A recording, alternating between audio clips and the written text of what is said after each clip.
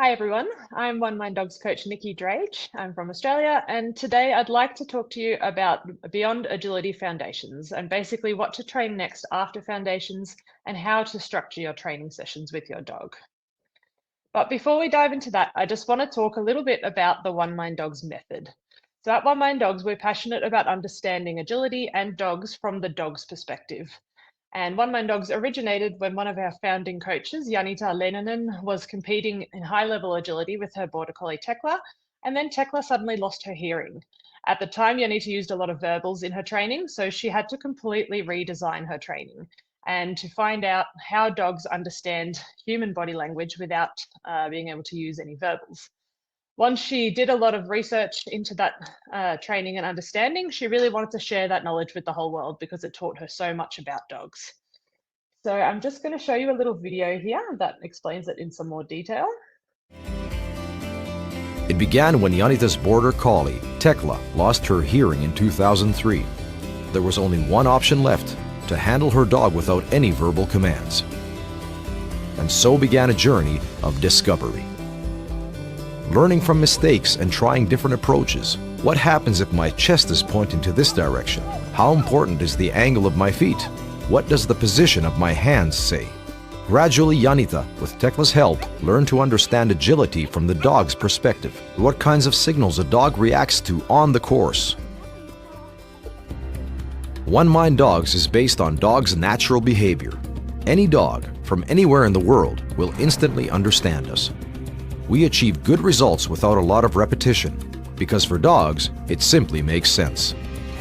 Our techniques are based on 7 key factors: movement, positioning, the eyes, chest laser point, legs, arms, voice. All techniques include elements of these 7 factors.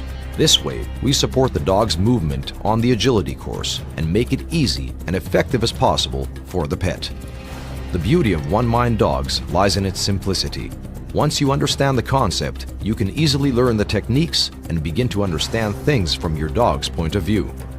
Then, you and your dog can work together on the techniques that best suit you as a team. When the actual techniques start to become second nature, handlers can concentrate fully on their dogs. Each step becomes automatic, and the dog can anticipate what's coming next.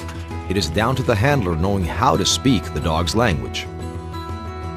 It's about wordless understanding, the almost magical connection between a dog and a human being. We are excited to have you join us on this adventure as you begin your journey with the One Mind Dogs mythology. So that gives you a bit of an overview of the method. We have a lot of programs on our online learning platform about understanding the 7 elements and every other aspect of the One Mind Dogs method in much more detail. And I will share those programs with you in the follow-up emails. So just make sure that you check your inbox and have a look at those as well for more understanding.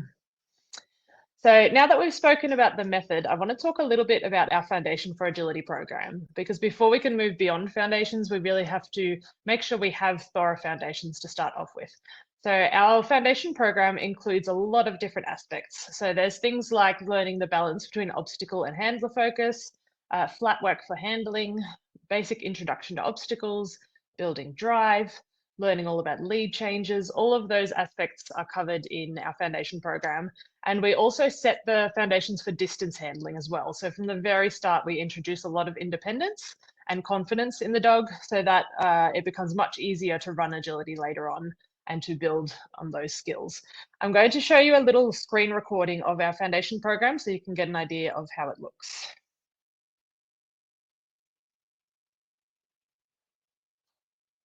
So here's what the program looks like on the learning platform. And then I will just scroll down here to the lessons. So here you can see all the individual lessons, and you can see they've been marked complete if I have completed them, for example. And then you can see what lesson you're up to next so that you can do one lesson at a time and keep your training really clear so you know exactly what you're doing. You can also add a little bookmark there in the corner if you'd like to save the lesson to your dashboard to revisit later on. If you click into an individual lesson, there's a video on the lesson, and then there's some descriptions of what you will need, what the goal of the exercise is for you and for the dog, a little summary of what you saw in the video, and what the lessons were, which you can scroll through over here. And then what to do if you can't make it work. So basically the most common problems that people have said they have and how to address those. And I'll let you just see what the videos look like a little bit. So we'll skip through because they're quite long. But basically there's this little introduction about the exercise and what we're doing. And then you can see the exercise at full speed and what the person's actually doing with the puppy. And in these videos, it's the puppy's very first time doing these exercises. So you can actually see what it looks like, because we got a whole heap of people to bring in their puppies so we could video this training. So it would be new. And then it focuses in on more details on how to do the exercise with your puppy, and shows you the video in slow motion as well, to give you more of a detailed idea of exactly what is happening in the video.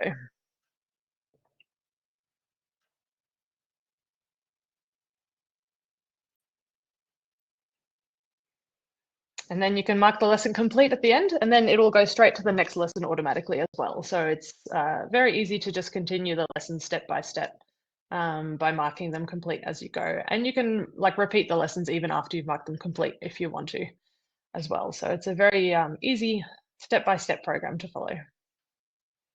And as you can see, a lot of those foundation skills are very simple. And while you're doing them, it might seem hard to understand how they will influence your agility later on. We do explain it a little bit in each of the exercises, but we wanted to make sure we kept the foundation exercises so simple that you could do them at home in your backyard with no equipment. So even you could use a tree or a bin or anything like that. You don't need any fancy equipment to get started. So that's why they're so easy.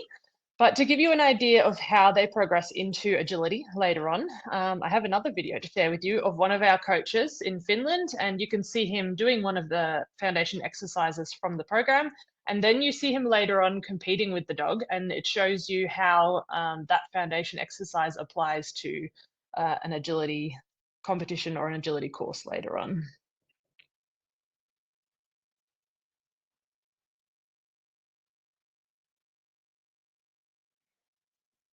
So this is the lead change exercise from our foundation program. And now here you can see how he's using the lead change exercise in a course. So that's one example of how those apply to coursework later on. So after Agility Foundations, once you've completed that whole program, the next thing that we recommend for everybody is to start learning handling techniques with your dog. Now, you might be thinking, why do I need fancy handling techniques to get me through a novice course? But we have 30 different handling techniques in our program. And basically the reason for that is so that we have an option for every kind of dog and every kind of handler.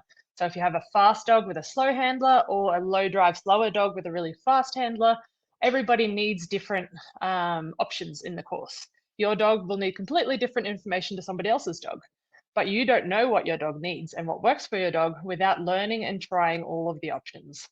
And aside from that, the reason that we have so many different techniques is because then you also learn a lot about how your dog responds to you and your handling. So here I've listed some of the main benefits of learning handling techniques. That's not just about getting your dog around a course. We shouldn't be thinking about the bare minimum my dog needs to succeed in a competition. I want you to think of handling techniques as a way to learn about your dog. So the first step would be that you will learn how all of your 7 body elements, so those ones shown in the video earlier, things like motion, position, eyes, chest, feet, hands, and voice, how those affect your dog. And each dog is different. So some dogs are really in tune with your chest laser and the way that's pointing.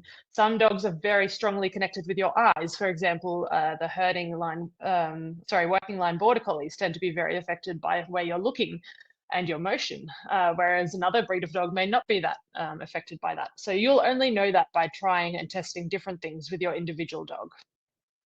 The second point is that learning the techniques gives your dogs confidence and independence. So basically, dogs love to learn, and we've done a lot of research, and there's been a lot of scientific studies that shows that dogs love to earn rewards rather than just be given them for free. And by learning how to earn these rewards, it builds confidence in the dog. And also independence in terms of that we do a lot of rewarding the dog on the line while the handler is moving away and things like that right in the beginning of our handling technique training. That way the dog learns that their job is to perform the obstacle, while your job is to give them information and move on, so that you can give them more information for the next session. So that part is really important. The third step is that it gives you a great balance of obstacle and handler focus in the dog. So some dogs are naturally very handler focused, and some dogs naturally just want to do the obstacles. At the very beginning, we want to get a higher balance of obstacle focus and a bit lower handler focus. We want the dog to basically continue on the course and take obstacles until the handler tells them otherwise. Then we can slowly start bringing that back as courses get a little bit more tricky and there's more discrimination between obstacles, and we need the dog to focus more on the handling. And that's all covered in our foundation program. But each of these handling techniques that you learn will give the dog obstacle focus, because they will learn about taking the obstacle regardless of the collection information they're being given. And it will also build a handler focus, because you will practice different turning them different ways, for example, or taking them to one side of the jump or the other side. So they will learn how to focus on the handler.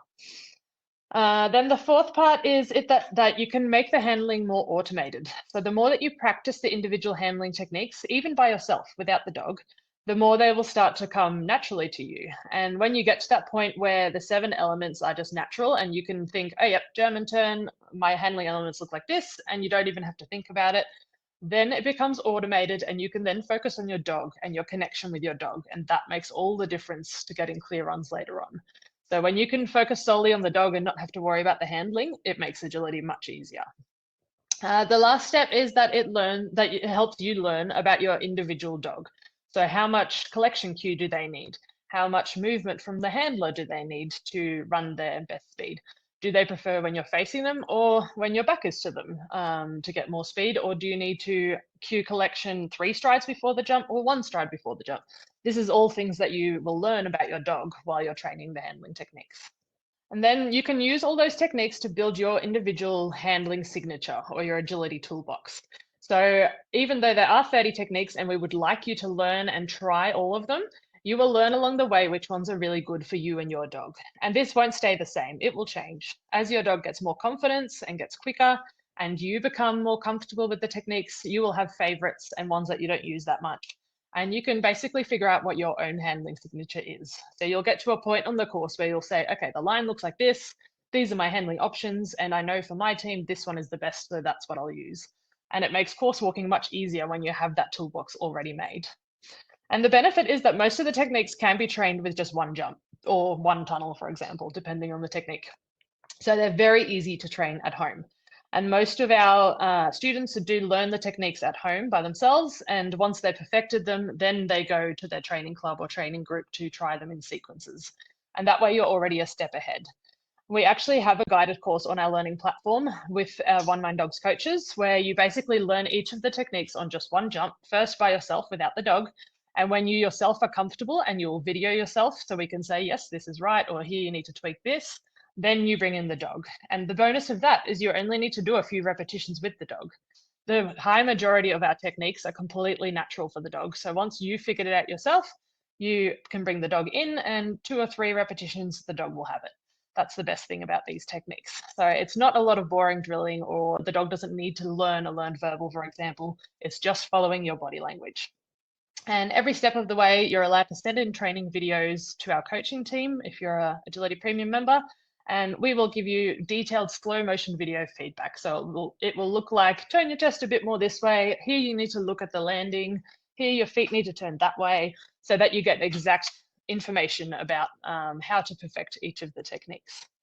I'm just going to show you a little example video. I've taken an extract of one of our handling technique videos from the website. It's only a small part of the video because the videos are about 10 to 15 minutes long, and I don't want you sitting here watching it for that long. But it gives you an idea of some of the teaching steps and how we show some of the common mistakes and how to address those. So we're going to have a look at the Yako turn.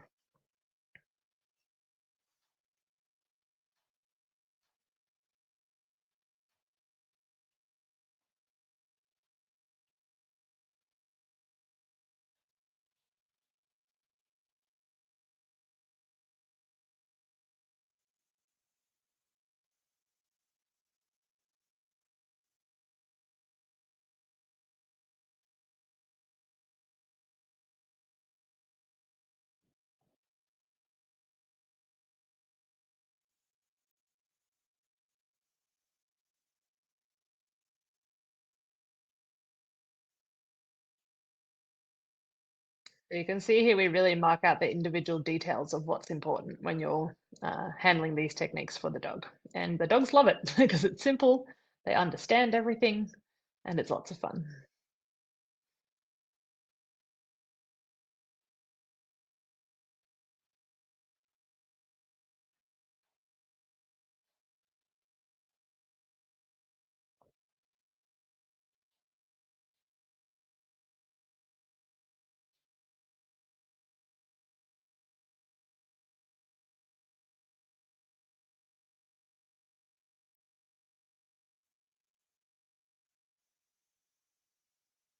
And we give a lot of different options depending on whether or not you have a handler, an assistant available, or whether you're training on your own.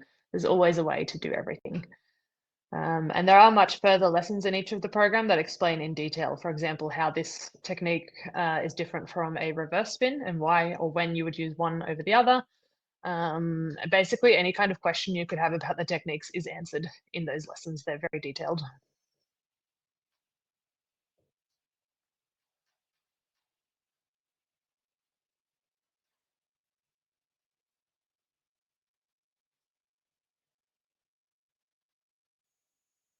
So then we always show quite a few of the most common mistakes we've seen our students make with these techniques and how to fix them.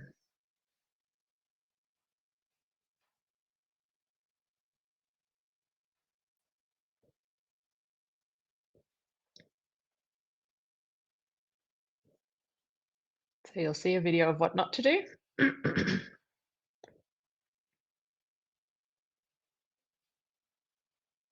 And then we'll show you another video of the same sequence, but how you should do it. So you can see here the difference is that the handler turns and faces the dog before the dog takes off.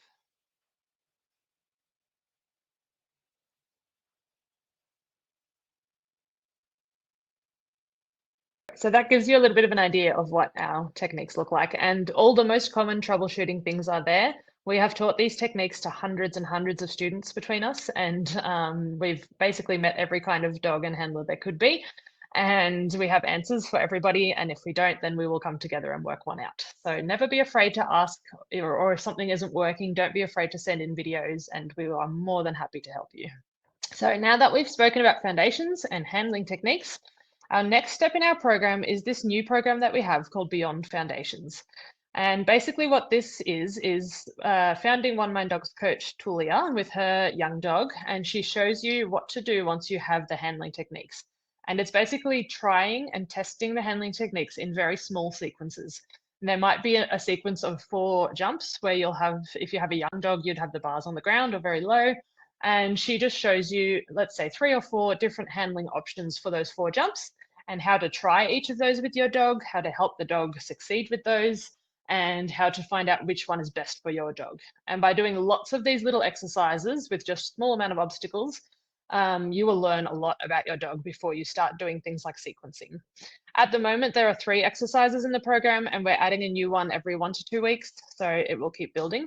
We do have lots of other small space sequences on the course in the online program as well. But this is a bit of an easier structured program to follow. So we recommend starting with this. We have a little bit of an introduction or promotion video about this program, so I'll let you see that now.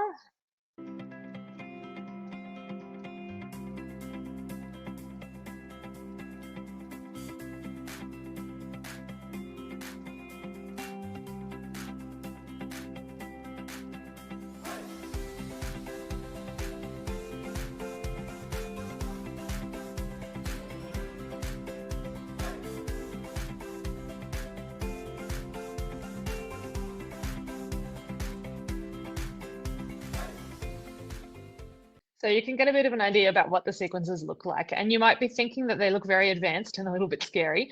But once you've learnt the handling techniques with your dog, you would be amazed how easy that sort of a sequence feels for the both of you, because you understand a lot about how your dog moves and you've taught them all this independence and obstacle focus, and it just makes everything so much easier. So that's the next step of where we would go. Now, where to go beyond that really depends on your individual goal with your dog. So not comparing yourself to any other teams, I want you to think about yourself and your dog and where you aim to go. So let's say if your goal is that you train at a local club for fun and socializing, and you're not really interested or not really in a hurry to compete. Maybe one day you'll have a go, but you're not sure. In that case, I would recommend that you focus on learning those handling techniques at home in your backyard or at the park or on walks, for all those reasons that we mentioned before. So for confidence, for learning about your dog, for building that connection together, basically for fun. Then the next step would be to revisit the foundations program regularly to further your communication with your dog and to fix any gaps. So let's say you're training a sequence at club and you notice, oh, my dog is ignoring my handling and going to all the obstacles. Then you would go back to the foundation program and find the lessons on handler focus, and you would take those again and repeat them with your dog at home. Or if your dog is suddenly spinning around and barking and running at you instead of doing the obstacles, then you would go back and look at exercises for obstacle focus and redo those ones at home. So there's a lot of those options to fix gaps that you find when you start running sequences. It's always good to go back to the foundation program to fix anything really. Any issue you have in agility, I can guarantee you that it somehow comes back to the foundation program to fix it. And other things like obstacle skills, running courses, competition environment, that sort of stuff you will just learn at the club over time if you're not in a hurry, and that's totally fine. There's no reason to go and find any other kind of private training if you're more there for the fun side of things. Now, if your goal is that aside from it being fun, you're actually quite serious about the sport and you'd like to advance and be a great teammate for your dog in competition and handle in the best possible way to get clean runs, then I would suggest breaking your training sessions down into 3 steps. So when I train my own dogs, the 3 things I focus on in each week, for example, is a session on introducing obstacles and building obstacle skills, a session on learning and practicing handling techniques, and a session on preparing for the competition environment. Now, how that looks, I'll show you in a bit of an example training plan. So let's say this is 1 week. It obviously depends on how much time you have to train your individual dog, but let's say we do session 1 on a Monday afternoon. I'm going to work on handling skills. So I might either learn a new handling technique on one jump in the backyard, like I showed you with that video, or I might set up a little small sequence in my yard or at the park where I compare a few handling techniques that I've already learned and see which ones work better for my dog. So something to do with handling. Then session 2, let's say Wednesday, will be an obstacle training session. So either I'll practice some weaves or we'll work on tunnel skills or something to do with the jump or contact, something obstacle related. And then session 3, let's say it's either a session at club on a Friday or Saturday, or it could be at home, or you could even visit a competition or take your young dog to a competition for session 3, which is something related to the competition environment. So either start line stays, your crate training, training with distractions, another dog running nearby, asking someone to be a practice judge and stand in the middle of your course, rewarding your dog for being calm ringside at a competition, practicing ring routines, all those important things. And we have programs in the Agility Premium subscription for all of these things. So we have ring stress programs and start line stay stuff and obstacle programs and handling programs. So every single one of these things you can plan into your training plan using our content from the website. And then every week I would basically repeat this. It doesn't have to be in this order. Like it could be, you know, 1 day competition skills, then handling, then obstacle, and then another week it would be obstacle, then handling, then competition. Doesn't matter. But I would suggest covering off at least one of these sessions in each week so that you can progress in a balanced way and you don't end up just focusing on obstacles and missing everything else, which is very commonly what happens. So this is definitely a sample plan that I would do. If you're not able to train 3 times a week, then you could even do like 1 week where you do handling skills, 1 week obstacle skills, 1 week competition skills, but then you will progress a little bit slower. And the sessions don't have to be long. So learning a new handling technique on 1 jump might take me 5 minutes. If I have 1 jump set in my yard, I might go out, do 3 repetitions, reward the dog, done. So it doesn't have to take long either. So as I mentioned, you can get started with our online learning platform at app.oneminddogs.com. If you're not already signed up as a free user, then do that first, and you can then preview all of our learning as well. There is also a free 30-day trial to the Agility Premium program if you haven't done it before. So we will send you a link to that.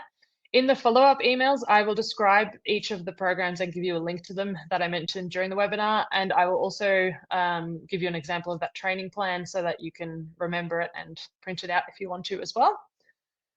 And that's pretty much it. So I hope you enjoyed the webinar and that it was helpful for you. When I send you the follow-up emails, if you do get questions along the way, please just reply to them and ask us. So it's not like we're not automated or anything like that. So anytime that you want to reply or that you want to ask a question, just reply to an email and one of us will get back to you. Thank you, guys.